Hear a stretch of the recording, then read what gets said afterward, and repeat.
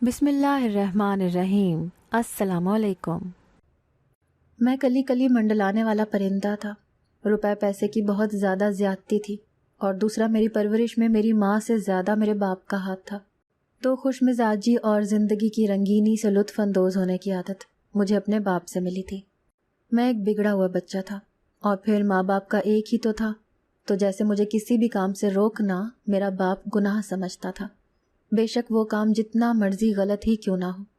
اور دوسرا، وہ ہر وقت مجھے اپنے ساتھ رکھتے تھے، اسی لیے ان کی ساری اچھائیاں اور برائیاں مجھ میں آئی ہی تھیں۔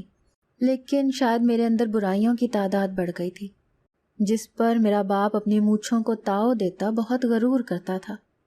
اسی طرح میں نے اپنے باپ کی طرح بس ایک شادی پر ہی اکتفا نہیں کیا، بلکہ 4 شادیاں کی۔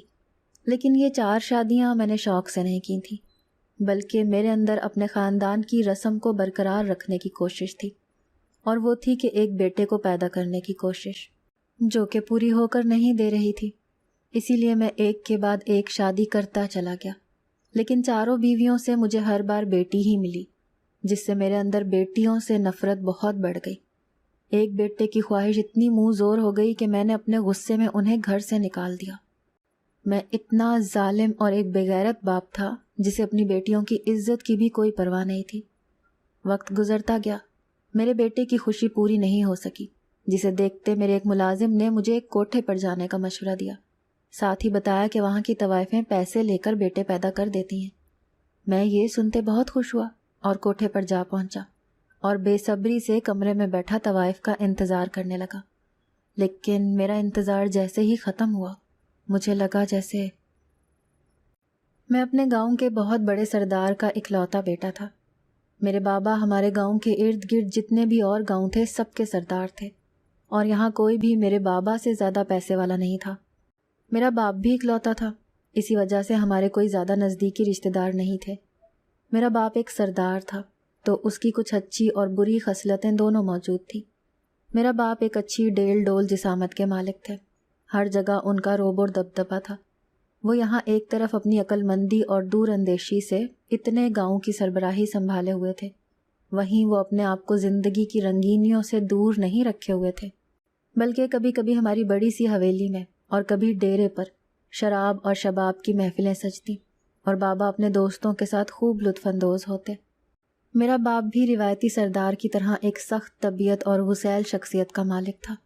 لوگوں کی ان کے سامنے ٹانگیں کانپتی تھی۔ وہ اکثر معاملوں میں بہت سفاکی سے کام لیتے تھے، جیسے ان کے سینے میں دل کی جگہ پتھر ہو۔ یہاں کسی کے جذبات کا کوئی اثر نہیں ہوتا تھا، لیکن اس کے باوجود سب لوگ ان کی بہت زیادہ عزت کرتے تھے۔ دوسری طرف میری ماں میرے باپ کے بالکل برعکس تھی۔ وہ بہت نرم اور ہر وقت چہرے پر مسکراہٹ سجائے رکھتی۔ گاؤں کی عورتیں اکثر ہی ان کے پاس جمع رہتی اور بلا جھجک ان کے سامنے اپنے مسائل رکھ دیتی، ان کا حل مانگتی، اور پھر واقعی میں میری ماں ان کے ہر مسئلے کو ایسے حل کرتی کہ عقل دنگ رہ جاتی، اور وہ عورتیں بہت خوشی سے ان کے پاس سے جاتی تھیں۔ بے شک وہ خوش گفتار اور دھیمے مزاج کی خاتون تھی، لیکن تھا تو ان کا تعلق بھی ایک سردار گھرانے سے، اسی لیے معاملہ فہمی جیسے ان کی گھٹی میں شامل تھی۔ میں اپنی ماں سے زیادہ اپنے بابا کے نزدیک تھا، جس کی وجہ سے مجھ میں ساری خصوصیات بھی اپنے بابا سے مشابہ تھیں۔ میری ماں نے تو بہت کوشش کی کہ وہ مجھ میں تھوڑی سی نرمی پیدا کر سکے، لیکن ایسا نہیں ہو پایا، بلکہ میں تو اپنے باپ سے بھی زیادہ کھڑوس اور غصہ آور ثابت ہوا تھا۔ میرے دل میں اپنی جنس کے ساتھ ساتھ مخالف جنس یعنی عورتوں کے لیے بھی کوئی نرمی نہیں تھی۔ بہت چھوٹی سی عمر سے ہی مجھے لوگوں کے دکھ، درد، تکلیف سے کوئی مطلب نہیں تھا۔ بہت جلد میں نے شکار کھیلنا شروع کر دیا تھا۔ مجھے جانوروں کو مارنے میں جیسے مزہ آتا تھا۔ ہوش سنبھالتے ہی میں نے اپنے ہر طرف غریب لوگوں کو ہی دیکھا تھا، کوئی بھی ہم جیسا نہیں تھا، جس کی وجہ سے میں اکتاہٹ کا شکار ہوتا، ان سے بہت فاصلے پر رہنے لگا تھا۔ نئے دور کا تھا تو اپنی شکل، دولت اور رتبے کا بہت اچھے سے احساس تھا مجھے، اور اس بات پر میں فخر سے گردن اکڑائے جب دل چاہتا جس پر مرضی اپنا حکم لاگو کر دیتا۔ میرے بابا مجھے ایسے دیکھتے تو روکنے کے بجائے میری پیٹھ تھپ تھپاتے، شاباشی دیتے، اور مجھے ایسے دیکھتے جیسے ان کا سینہ فخر سے چوڑا ہو جاتا تھا۔ میری ماں کچھ سمجھانے کی کوشش کرتی تو اسے سختی سے جھڑک دیتے کہ میں ان کا اکلوتا بیٹا ہوں اور بیٹوں کو ایسا ہی بہادر اور دلیر ہونا چاہیے۔ جوانی کی دہلیز پر پہنچتے ہی میری ماں سے زیادہ میرے بابا کو میری شادی کی جلدی تھی۔ انہوں نے امی کو سختی سے منع کر دیا کہ وہ میرے لیے خود کوئی اچھی اور خاندانی لڑکی تلاش کریں گے، یعنی انہیں اس سلسلے میں میری ماں پر بھی اعتبار نہیں تھا، جبکہ مجھے اس متعلق کوئی پرواہ نہیں تھی، کیونکہ شادی کے بغیر ہی میری زندگی بہت رنگین تھی اور بہت سی لڑکیاں میرے ایک اشارے کی ہی منتظر ہوتی تھیں۔ کچھ عرصے بعد ہی بابا کو اپنے ایک دوست کی بیٹی میرے لیے پسند آ گئی۔ میں نے بابا کو ہر اختیار دے رکھا تھا، جس کی وجہ سے وہ لڑکی دیکھتے ہی میری بات پکی کرائے۔ گاؤں کے سردار کے بیٹے کی شادی تھی، اور وہ بھی اس کی جو گاؤں کا اگلا سردار ہونے والا تھا، جس کی وجہ سے شادی سے بہت دن پہلے ہی ہر جگہ سجاوٹ کی گئی تھی اور عام کھانے کا اعلان کیا گیا تھا، جس کا دل چاہتا آ کر کھانا کھا سکتا تھا۔ میری شادی ایسے دھوم دھام سے ہوئی کہ لوگوں نے شاید زندگی میں پہلی بار ایسی شادی ہوتی دیکھی تھی۔ بہت سے دور نزدیک گاؤں میں میری شادی کے چرچے شادی کے کافی عرصے بعد تک سننے کو ملتے رہے تھے۔ شادی کے کچھ ماہ بعد ہی میری بیوی کی طرف سے خوشی کی خبر ملی تو بابا نے جیسے ایک بار پھر سے اپنے خزانے کے منہ کھول دیے۔ یہ خبر سنتے ہی میں نے اپنی بیوی کے کانوں میں یہ بات ڈال دی تھی کہ مجھے بیٹا ہی چاہیے، کیونکہ یہ ہماری روایت چلی آ رہی ہے کہ پہلا بیٹا ہی ہوگا۔ مجھے اس بات کی زیادہ فکر بھی نہیں تھی، کیونکہ مجھے تو جیسے یقین تھا کہ ایسا ہی ہوگا۔ اپنے باپ کے نقش قدم پر چلتے میں نے اپنی بیوی کو بس ایک حد تک رکھا ہوا تھا۔ وہ مجھ سے کسی قسم کے سوال کا کوئی حق نہیں رکھتی تھی۔ باہر میں جیسے مرضی اپنی زندگی گزار رہا تھا، لیکن مجھے بچہ اپنی خاندانی بہو سے ہی چاہیے تھا، اور وہ بھی بیٹا، کیونکہ لڑکیوں اور عورتوں کے لیے میرے دل میں کوئی خاص اچھے جذبات نہیں تھے۔ تکبر اور غرور مجھ میں کوٹ کوٹ کر بھرا ہوا تھا۔ چہرے پر ہر وقت ایسی شفافیت ہوتی کہ لوگ میری طرف دیکھنے سے پہلے 100 بار سوچتے تھے۔ زندگی میں راوی چین ہی چین لکھ رہا تھا۔ ہر چیز جیسے میرے اپنے ہی ہاتھ میں تھی، جو چاہ رہا تھا وہی ہو رہا تھا، اور جو کام میری ایما کے مطابق نہیں ہوتا تھا اسے میں اپنی پسند کے مطابق ڈھال ہی لیتا تھا، بے شک اس سے جتنا مرضی نقصان ہو۔ مجھے تو بس اپنی پسند سے مطلب تھا۔ پلک جھپکتے ہی 9 ماہ کا عرصہ گزرا تو میری بیوی نے ایک بیٹی کو جنم دیا، جس سے میرا غرور اور تکبر مجھے منہ چڑھانے لگے۔ میں غصے سے پاگل ہو اٹھا۔ میں نے اپنی پہلی اولاد، اپنے خون کو ایک نظر دیکھنا بھی گوارا نہیں کیا تھا۔ اس بچی کو صرف میری ماں نے اپنی گود میں لیا تھا، کیونکہ میری بیوی تو شاید سخت دلی میں مجھ سے آگے تھی۔ جس نے اس وجود کو 9 ماہ اپنے پیٹ میں رکھا تھا، اسے اس سے کوئی لگاؤ نہیں تھا۔ میں اور میرے بابا گاؤں والوں سے جیسے اپنے گھر ایک بچی پیدا ہو جانے پر منہ چھپاتے پھر رہے تھے۔ ہم لوگ بس نام کے ہی جدید دور میں داخل ہوئے تھے، اور بس اپنے فائدے کی ہر نئی ٹیکنالوجی کو اپنی زندگی میں شامل بھی کر لیا تھا، لیکن اپنے ذہن اور دماغ کو اتنا جدید نہیں کر سکے تھے کہ بیٹی پیدا ہونے پر اسے خوش دلی سے قبول ہی کر لیں۔ اپنی نوزائیدہ بیٹیوں کے لیے ہمارے دلوں میں کوئی نرمی پن نہیں تھا۔ اس دوران میں بس یہ ہوا تھا کہ ان کے پیدا ہوتے ہی انہیں زندہ درگور نہیں کیا جاتا تھا، بلکہ ان کو کوئی اچھوت سمجھتے ان سے کنارہ کشی کر لی جاتی تھی۔ میں نے بھی یہی کیا، اور کچھ عرصے بعد ہی بھول گیا کہ اس دنیا میں میری کوئی بیٹی بھی ہے۔ میری ماں نے اسے ایک الگ کمرے تک محدود کر دیا تھا۔ اپنے بابا کی پسند کردہ بیوی میں میری پہلے ہی دلچسپی بہت کم تھی، اور اب تو اس پر ایک بیٹی پیدا کرنے کا جرم عائد ہو چکا تھا، تو میں نے بالکل ہی اس کی طرف دیکھنا ہی چھوڑ دیا تھا۔ اور وہ جو اس امید پر اپنی بیٹی کو خود سے الگ کر گئی تھی کہ میں اس کے اس عمل کو پسند کرتے دوبارہ اس کی طرف متوجہ ہو جاؤں گا، تو یہ اس کی خام خیالی ہی ثابت ہوئی تھی، اور وہ دل محسوس کر رہ گئی تھی۔ اس کے بعد میں نے اپنی مرضی کرتے اپنی پسند کردہ لڑکی سے نکاح کرتے اسے گھر لے آیا تھا، کیونکہ بابا کی خواہش بڑھنے لگی تھی کہ انہیں پوتا چاہیے، اور وہ اسی وجہ سے میری نئی بیوی کو دیکھ کر خاموشی اختیار کر گئے تھے۔ شاید سمجھ گئے تھے کہ میں اپنی پہلی بیوی سے بیزار ہو گیا ہوں اور دوبارہ اس کی طرف راغب نہیں ہوں گا۔ جب میری دوسری بیوی کو ماں بننے کی خبر ملی تو میری ماں اور میری دوسری بیوی نے ہر وہ طریقہ اپنایا جس سے انہیں امید تھی کہ بیٹا ہی پیدا ہوگا، جبکہ میری پہلی بیوی سوتن کو دیکھ کر جلتی رہتی اور دل میں بددعائیں دیتی کہ بیٹی ہی ہو۔ اس بار بابا کو پہلے سے بھی زیادہ اس وقت کا انتظار تھا جب انہیں پوتے کی خوشخبری ملتی، لیکن اس معاملے میں ہماری کوئی کوشش، کوئی ترغیب، کوئی ٹوٹکا اور کوئی تعویذ کام نہیں کر پایا، اور اللہ نے مجھے پھر سے بیٹی سے نواز دیا۔ دوسری بار بیٹی کا سنتے ہی میرا دل کیا کہ میں اسے قتل کر دوں، شاید اس سے اگلی بار مجھے بیٹی کے پیدا ہونے کی خبر سننے کو نہ ملے۔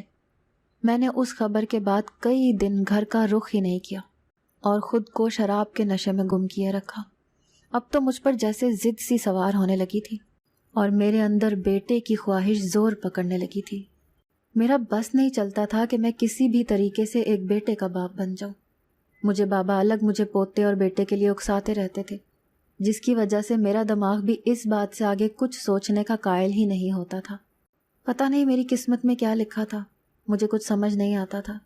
پتہ نہیں مجھے بیٹے کی خواہش کے لیے کہاں تک جانا تھا، اور پھر بھی شاید میری یہ خواہش پوری ہوتی یا نہیں، کیونکہ یہ بات میرے یا کسی کے بس میں نہیں تھی۔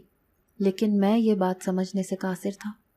میں ایک بیٹے کی خواہش میں ایک کے بعد ایک شادی کرتا چلا گیا، یہاں تک کہ میں نے 4 شادیاں کر لیں، اور میری چاروں بیویوں سے مجھے بیٹیاں ہی ملی تھیں۔ میں جس طرح دن بدن جسامت کے اعتبار سے بہت تندرست اور توانا ہونے لگا تھا، اسی طرح دوسری طرف میرے بابا ہر گزرتے دن کے ساتھ بوڑھے ہوتے جا رہے تھے۔ مجھے اپنے بابا سے شدید شرمندگی ہوتی کہ میں ان کی پوتے کی خواہش کو پورا نہیں کر سکا، اور وہ اس پریشانی میں زندگی سے دور ہوتے جا رہے ہیں کہ میرے بعد ان کا وارث کون ہوگا۔ میں نے ان کو بالکل ہی اکیلا کر دیا تھا۔ میں نے اپنی کم عقلی میں یہ سوچتے ان کے پاس نہیں جاتا تھا کہ وہ کہیں مجھ سے یہ سوال نہ کر دیں کہ انہوں نے میرے لیے اتنا کچھ کیا اور میں ان کی ایک خوشی پوری نہیں کر سکا۔ وقت گزرنے کے باوجود میری اپنی بیٹیوں سے لا تعلقی یوں کی توں تھی۔ میری ماں اور میری بیویاں ہی ان کی دیکھ بھال کرتی، اور ان کی یہ کوشش ہوتی کہ وہ کسی کو بھی میرے پاس یا پھر بابا کے سامنے نہ آنے دیں۔ میری 4 بیویوں سے 4 ہی بیٹیاں تھیں، اور اب وہ چاروں ہی کافی بڑی ہونے لگی تھیں۔ میں نے تو جیسے اب وقت گزرنے کے ساتھ بیٹے کی خواہش ہی چھوڑ دی تھی، لیکن اس کے باوجود اپنی بیٹیوں کے لیے میرے دل میں کوئی نرم گوشہ پیدا نہیں ہو سکا۔ اسی دوران میری ماں کا انتقال ہو گیا۔ میری ماں کے مرنے پر میرے اور بابا کے علاوہ شاید سب ہی دکھی تھے، کیونکہ ہم دونوں کے جذبات ہمیشہ کی طرح سرد ہی تھے، اور ویسے بھی میں نے تو شاید بہت عرصے سے اپنی ماں سے بات ہی نہیں کی تھی۔ مگر جب میری ماں کے انتقال کے کچھ عرصے کے بعد ہی میرے بابا بھی دل کا دورہ پڑنے پر مجھے تنہا چھوڑ گئے، تو تب مجھے میرے دل میں اٹھتا درد محسوس ہوا۔ اس دنیا میں میرے بس 2 ہی سگے تھے، اور وہ دونوں ہی اس دنیا سے چلے گئے تھے، اور ان کے علاوہ میں کسی کو اپنا نہیں مانتا تھا، اور جو میرا خون تھیں بھی تو میں انہیں بالکل بھولا ہوا تھا۔ میں بابا کے انتقال سے بہت دکھ میں تھا، تو انہی دنوں میرا سامنا اپنی ایک بیٹی سے ہو گیا، تو میں نے اسے دیکھتے ہی نفرت سے منہ موڑ لیا۔ مگر پھر نہ جانے میرے دماغ میں کیا سمائی کہ میں نے اپنی 4 بیٹیوں کو گھر سے نکال دیا۔ میں اس وقت اپنے غصے میں بالکل اندھا ہو چکا تھا، اور اتنا پتھر دل کہ اپنی پھول سی بچیوں کو خود ہی دنیا میں موجود لوگوں کے قدموں میں رکھ دیا کہ وہ جیسے چاہیں ان سے سلوک کریں، اور چاہیں انہیں اپنے پیروں کی ٹھوکروں پر رکھ لیں، مجھے کوئی پرواہ نہیں تھی۔ میری بیٹیوں نے کبھی بھی باہر کی دنیا نہیں دیکھی تھی، اور جب میں انہیں گھر سے باہر لے گیا تو وہ بہت خوش تھیں، اور میں انہیں ایک تنہا جگہ چھوڑ کر وہاں سے نکل آیا۔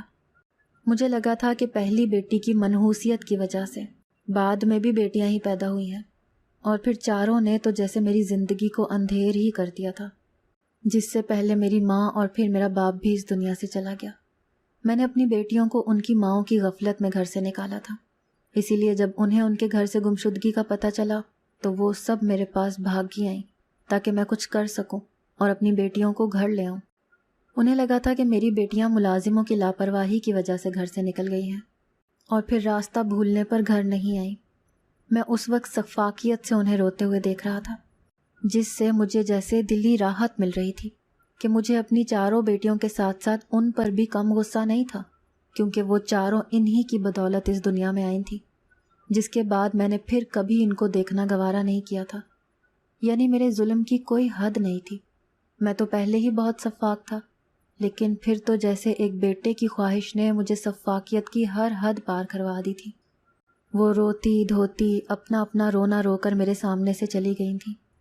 میرے کچھ نہ بولنے پر وہ بیچاری مائیں خود کو بے بس تصور کرتی، دکھ سے نڈھال وہاں سے گئی تھیں۔ انہیں میرے اندر فرعونیت کی جھلک نظر آئی تھی، اسی لیے وہ سمجھ گئی تھی کہ مجھے اپنی بیٹیوں سے کوئی لگاؤ نہیں تھا اور ان سے بالکل بے خبر تھا، تو اب بھلا مجھے ان کی گمشدگی سے کیا فرق پڑے گا۔ پھر آہستہ آہستہ ان کو معلوم پڑ ہی گیا تھا کہ میں نے خود اپنے ہاتھوں سے اپنی بیٹیوں کو اپنے گھر سے نکالا تھا، تو وہ یہ معلوم ہونے کے باوجود اپنے لب سی گئی تھی، کیونکہ ان کے لب کھلنے پر انہیں جو ظلم سہنا پڑتا وہ بہت زیادہ بھاری تھا۔ جیسے جیسے میری عمر بڑھتی جا رہی تھی ویسے ویسے میری پریشانی بھی بڑھتی جا رہی تھی کہ میرے بعد ایسا کون ہوگا جو ہماری اتنی وسیع پیمانے پر پھیلی زمین جائیداد سنبھالے گا، جبکہ اپنی بیٹیوں کو تو میں نے اس لائق ہی نہیں سمجھا تھا، کیونکہ میرے دماغ میں یہ بات پختہ ہو چکی تھی کہ ایک لڑکا، ایک مرد ہی یہ سب سنبھال سکتا ہے، جبکہ عورتیں تو بس ایک کمزور مخلوق ہیں جو بس دل لبھانے اور بچہ پیدا کرنے کے کام آتی ہیں۔ یہ دولت چیز ہی ایسی تھی کہ میرے اتنے مظالم کے باوجود میری چاروں بیویاں میرے ساتھ ہی رہ رہی تھیں، کیونکہ انہیں اچھے سے پتہ تھا کہ مجھے چھوڑنے پر ان کو یہ عیش و آرام بھی چھوڑنا پڑے گا۔ چاروں ہی اس دولت کے لالچ میں میری طرف بڑھی تھیں۔ ان کے مطابق میں ان کی سوچوں اور ان کے لالچ سے واقف نہیں ہوں، لیکن میں اپنی زیرک نظروں سے سب کے دل کا حال جانتا تھا کہ کون کتنا امیر ہے اور کون دولت کی وجہ سے میرے ساتھ ہے۔ اسی فہم و فراست کی وجہ سے میں اب تک اپنے دشمنوں کو زیر کرتا آیا تھا۔ میں بڑھاپے کی طرف گامزن تھا جب ایک دن میرے ایک وفادار ملازم نے مجھے ایک صلاح دی۔ وہ ملازم بابا کے زندہ ہوتے ہوئے سے میرے ساتھ تھا۔ وہ بھی میرے لیے اسی طرح دکھی تھا جیسے میں خود کے لیے بیٹا نہ ہونے پر بہت زیادہ پریشان اور دکھی تھا۔ اس نے میری پریشانی اور اداسی کو دور کرنے کے لیے مجھے ایک کوٹھے پر جانے کو کہا، تو میں نے اس کے مشورے پر اسے گھورا تھا۔ مجھے کوٹھے اور کوٹھے کی طوائفوں کا برا نہیں لگا تھا، بلکہ اس کا مجھے خود سے کوٹھے پر جانے کا کہنا مجھے ناگوار گزرا تھا، کیونکہ میں اپنی آج تک کی زندگی میں کبھی کسی کوٹھے پر نہیں گیا تھا، بلکہ وہاں کی ہر اچھی سے اچھی طوائف میرے ایک بار کہنے پر خود چل کر میرے پاس آ جاتی تھی، جس سے میں اپنے بلبوتے پر بہت فخر کیا کرتا تھا کہ میں ان کوٹھے جیسی چھوٹی جگہوں پر نہیں جاتا۔ میری گھوری پر میرا ملازم بیچارہ گھبرا سا گیا۔ اس نے نظریں جھکاتے جلدی سے کہا کہ سرکار، میرے کہنے کا مطلب یہ تھا کہ آپ ایک بار جس کوٹھے کا پتہ میں دے رہا ہوں وہاں چلے جائیں، مجبوری جو ہے، لیکن میں صرف اس لیے نہیں کہہ رہا کہ وہاں آپ کی اداسی کا سامان ہے، بلکہ اس لیے کہہ رہا ہوں کیونکہ مجھے پتہ چلا ہے کہ وہاں کچھ ایسی نئی طوائفیں آئی ہیں جو پیسہ لے کر بچے پیدا کر کے دیتی ہیں، اور بچہ بھی شرطیہ بیٹا ہی ہوتا ہے۔ اسی لیے آپ کے بیٹے کی خواہش کو مد نظر رکھتے ہوئے میں یہ مشورہ دے رہا ہوں، اسی میں سب کا بھلا تھا۔ اس کی اس بات پر میں سوچنے پر مجبور ہو گیا تھا کہ اگر واقعی ایسا ہو جاتا تو مجھے بیٹے کی خوشی مل جاتی، مجھے میرا وارث مل جاتا، لیکن اس ایک بیٹے کی خواہش نے مجھے کہاں گھٹنے ٹیکنے پر مجبور کر دیا تھا، میں سوچ بھی نہیں سکتا تھا۔ بلکہ شاید میرا غرور، میرا تکبر جس کا نشہ میرے سر پر چڑھا ہوا تھا، اس نشے کے اترنے کا وقت اب قریب ہی تھا، اور پھر نشہ اترتے میں زندہ بھی رہ پاتا یا نہیں۔ لیکن ابھی تو میں اس وقت صرف اپنی خواہش کو پورا کرنے کا خواب دیکھ رہا تھا اور پوری دل جمی سے اپنے ملازم کی بات سن رہا تھا، جو کہ اب مجھے کوٹھے پر جانے اور اگلا الہ عمل بتا رہا تھا۔ اس نے جو پروگرام بنایا تھا میں اس سے 100% متفق تھا۔ اس کے کہنے کے مطابق مجھے بس ایک بار کوٹھے پر جانا تھا، کیونکہ وہ طوائفیں خود سے کسی کے پاس نہیں جاتی تھیں، اور اس کے بعد بیٹا پیدا ہونے پر میں اسے اپنی کسی بیوی کی گود میں ڈال دیتا، اور کسی کو کانوں کان خبر بھی نہیں ہونی تھی۔ وہ جو بھی تھا، خون تو وہ میرا ہی ہونے والا تھا، اور یہ بات میرے دل کے اطمینان کے لیے کافی تھی۔ اس کے لیے کسی طوائف کی مدد لینا پڑ رہی تھی تو میں اس بات کو اپنی خوشی میں سوچنا نہیں چاہتا تھا۔ اس کے بعد کافی سوچ بچار کے بعد میں نے اپنے ملازم کے سامنے حامی بھر لی تھی، اور پھر ایک رات مقرر کر کے اس کے پاس سے اٹھایا تھا۔ لیکن جس رات مجھے کوٹھے پر جانا تھا، میرے دل کی کیفیت بہت عجیب سی تھی۔ مجھ پر ایسی گھبراہٹ طاری تھی جیسے میں پہلی بار کسی غیر یا پھر نامحرم عورت کے پاس جا رہا ہوں۔ مجھے لگ رہا تھا جیسے میری ٹانگیں بھی کپ کپا رہی ہیں، مگر میں سر جھٹکتے گاڑی میں بیٹھ کر کوٹھے کی طرف روانہ ہو گیا تھا کہ اب بڑھاپا آ رہا ہے تو بس اسی کے یہ سارے اثرات ہیں۔ جلد ہی میں نے سب سوچوں کو دماغ سے نکالتے دماغ کو اپنی خوشی پر مذکور کر لیا تھا، اور میں خود سے یہ عہد کر رہا تھا کہ مجھے اپنی صحت کا زیادہ سے زیادہ خیال رکھنا ہے تاکہ میں اپنے بیٹے کے ساتھ بہت اچھا وقت گزار سکوں۔ کوٹھے پر پہنچتے ہی میری توقع کے عین مطابق میری خوب آؤ بھگت کی گئی اور مجھے ایک بہت اچھے کمرے میں لے جایا گیا۔ اس کوٹھے کی سربراہ عورت تو جیسے میرے آگے بچھی جا رہی تھی۔ خوشی سے اس کی باتیں کھلی پڑی تھیں کہ میں نے زندگی میں پہلی بار کسی کوٹھے پر جانے کو شرف بخشا تھا، تو وہ اس کا کوٹھا تھا۔ میں نے زیادہ دیر نہ کرتے اپنا مطالبہ اس کے سامنے رکھا، جسے سنتے کچھ پل کو وہ خاموش ہوئی اور پھر دوبارہ ویسے ہی خوش اسلوبی سے بولی کہ اس کام کے لیے اس کے پاس بہت سی نئی لڑکیاں ہیں اور وہ پہلی بار ان کے سامنے ہی ان لڑکیوں کو لے کر آئے گی، ان میں سے وہ جس لڑکی کا مرضی انتخاب کر سکتا ہے۔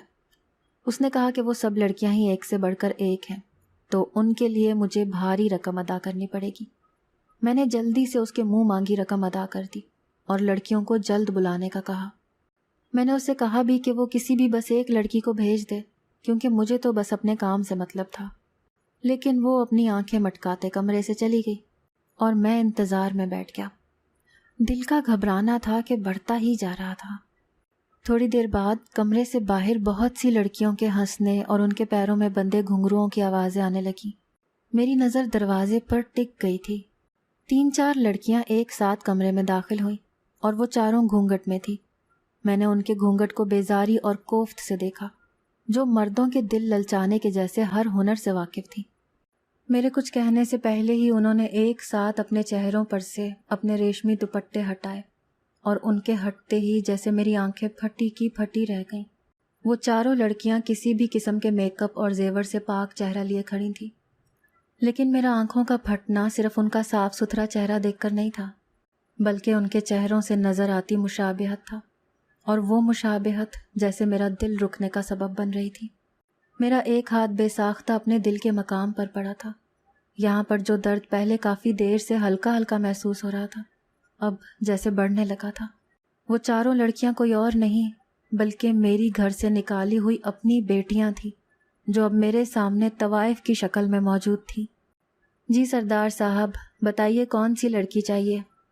کوٹھے کی میڈم مٹکتے ہوئے کمرے میں آئی، لیکن کمرے میں آنے کے بعد میری اور سامنے موجود لڑکیوں کی حالت دیکھتے وہ ایک دم سے چپ ہوتے جیسے معاملے کو سمجھنے کی کوشش کرنے لگی، جبکہ وہ چاروں لڑکیاں آنکھوں میں ایسی اجنبیت لیے مجھے گھور رہی تھیں جیسے وہ آنکھوں سے ہی مجھے مار دیں گی۔ اور واقعی میں ان کی آنکھوں میں موجود اپنے لیے ایک عجیب سے تاثر سے ہی مر رہا تھا۔ میں نے ساری زندگی گند میں گزارتے کبھی سوچا بھی نہیں تھا کہ میں اپنے بیٹے کی خواہش پوری کرنے کے لیے کبھی اپنی بیٹیوں کے سامنے آ جاؤں گا۔ میں جتنا مرضی گند سے لتھڑا تھا، ظالم تھا، سفاک تھا، اپنی بیٹیوں سے نفرت کرتا تھا، لیکن میں پھر بھی مر کر بھی ان کے لیے ایسا سوچ بھی نہیں سکتا تھا۔ یہ میرے مرنے کے لیے ڈوب مرنے کا مقام تھا، اور شاید میں مر ہی رہا تھا۔ اپنے سامنے موجود اپنی بیٹیوں کی حالت سے مجھے اچھے سے پتہ چل گیا تھا کہ وہ اچھے سے جانتی ہیں کہ ان کا خریدار کون ہے۔ میں اس دن زندہ تو بچ گیا تھا، لیکن میں نے خود کو ایک کمرے میں محدود کر لیا تھا۔ اس کے بعد میں نے کبھی باہر کی دنیا نہیں دیکھی اور اپنا سب کچھ اپنی بیٹیوں کو سونپتے اپنے گناہوں کا کفارہ ادا کرنا چاہا تھا۔ اور وہ چاروں گھر آ بھی گئی تھیں، لیکن صرف اپنی عزت محفوظ کرنے کے لیے، کیونکہ انہوں نے مجھے معاف نہیں کیا تھا، اور یہی میری سزا تھی۔